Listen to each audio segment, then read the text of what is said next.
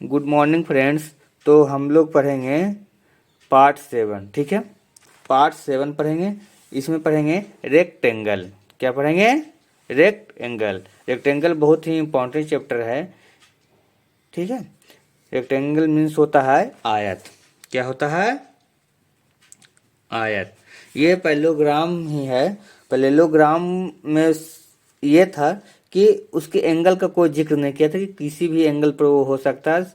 बस ये था कि अपोजिट के साइड्स पैरेलल होंगे। तो ये इसमें भी है कि अपोजिट के साइड्स पैरेलल होंगे, ये तो होगा ही क्योंकि ये पैरेललोग्राम। लेकिन इसमें एक और एडवांटेज आ गया कि इसके जो एंगल हैं वो 90 डिग्री का होंगे। जो इंटरनल एंगल है वो कितने डिग्री का होगा?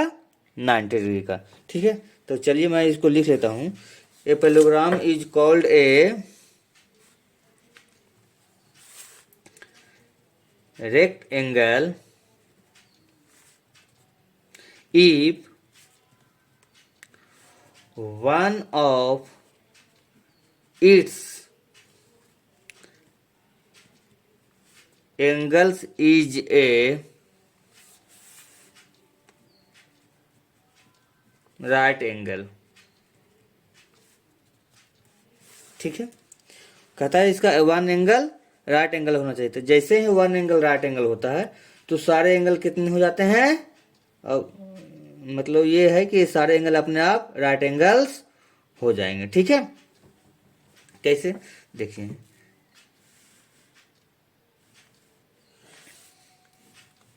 ये रेक्टेंगल है। क्यों?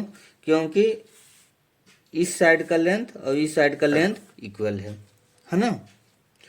और ये आपस में पैरेलल है। A B C D parallelogram कैसे? क्योंकि इसका लेंथ इसका और ये दोनों अपोजिट साइड्स हैं वो पैरेलल हैं। ये दोनों अपोजिट साइड्स क्या हैं? पैरेलल हैं, ठीक है। अब इसमें देखिए, अगर एक एंगल हम 90 डिग्री बना दिए तो ये आपस में पैरेलल है, ये आपस में पैरेलल, तो यहाँ 90 डिग्री तो ये भी यहाँ 90 डिग्री बनेगा, ठीक है। अब इसके जैसा ये भी है तो यहाँ भी कितना डिग्री बनेगा? 90 डिग्री। तो यहाँ भी कितना डिग्री बनेगा? 90 डिग्री, ठीक है। तो इस तरह से अगर एक एंगल 90 डिग्री होता है तो सारे एंगल 90 डिग्री हो जाते हैं। हाँ, तो इस तरह से हम देख लिए कि एक पैरेललोग्राम है, अगर इसके एंगल्स 90 डिग्री हो जाए तो ये रेक्टेंगल कहलाते हैं, ठीक है। तो इसकी कुछ प्रॉपर्टी हैं, उस प्रॉपर्टी को हम लोग देख लेते हैं, ठीक है। प्रॉपर्टी नंबर 1 में है all the interior angles of a rectangle are right angle. Right angle हम लोग पढ़े हैं कि राइट एंगल किसको कहते हैं? 90 डिग्री को, ठीक है। तो पहला प्रॉपर्टी हो गया कि इसके जितने भी इंटीरियर एंगल हैं वो सारे इंटीरियर एंगल कितने होंगे? 90 डिग्री। इस तरह से मैं बता देना चाहता हूँ कि इसका एक्सटीरियर एंगल भी सारे के सारे 90 डिग्री होंगे और चारों का सम 360 डिग्री ही आएगा, ठीक है। Means angle A plus angle B plus angle C plus angle D equal to कितने हो जाएंगे? 360 डिग्री। इसका मतलब ये हुआ angle A equal to angle B equal to angle C equal to angle D, और सब मिला के कितना डिग्री होगा? 90 डिग्री, ठीक है। प्रॉपर्टी नंबर 2 है,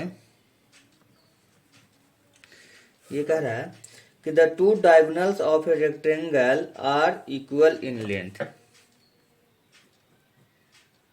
the two diagonals of a rectangle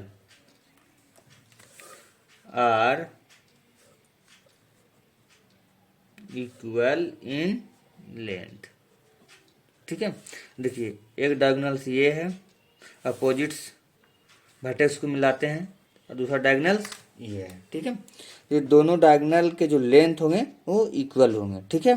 क्योंकि देखिए एडजेसेंट साइड है ये और ये दो एडजेसेंट साइड थी इस पॉइंट पे, इसकी लेंथ और इसके अपोजिट वाला एडजेसेंट साइड, इसका अपोजिट ये होगा, इसका अपोजिट ये, दोनों का लेंथ इक्वल है, तो ये इसका जितना एंगल बनेगा वही इतना भी बनेगा।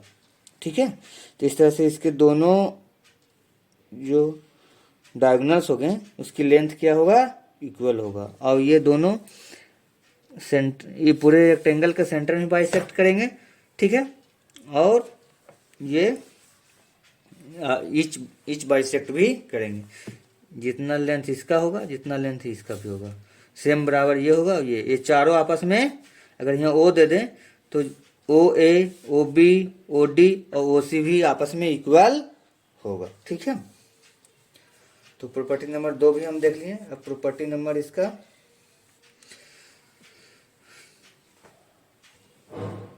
तीसरा प्रॉपर्टी आप बता सकते हैं कि जो जिसका कट पॉइंट है बाइसेक्ट का वो इसके रेक्टेंगल के सेंटर में होती है। ठीक है, अब ये देख लीजिए कि एक रेक्टेंगल है, ठीक है, इसमें 4 साइड्स हैं, ये दोनों साइड्स आपस में इक्वल है। अब देखिए ये थोड़ी लंबी है तो इसका नाम दे देते हैं हम लोग लेंथ, इसका नाम देते हैं ब्रेथ।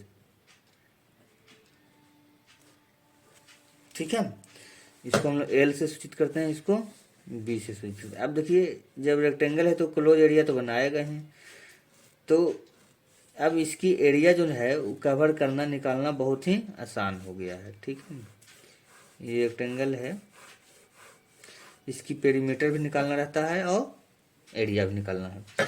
तो एरिया इक्वल टू इसका हो जाएगा लेंथ इंटू ब्रेथ। ठीक है, और इसका पेरीमीटर हो जाता है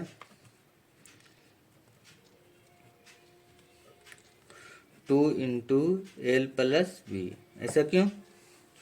क्योंकि देखिए एक एल को और एक बी को जोड़ देते हैं, सेम जितना इसका होगा लेंथ और उसका अपोजिट होगा एडजेसेंट साइड का, तो उसमें 2 से मल्टीप्लाई कर देंगे। ठीक है, तो इस तरह से इसका पेरीमीटर निकल जाएगा। ठीक है, तो हम लोग एरिया पेरीमीटर भी थोड़ी सी देख लिए, इसके बारे में आगे डिस्कस हो गया अगले चैप्टर में, तो अभी हम लोग इतना ही इसको देखते हैं। ठीक है, थैंक यू।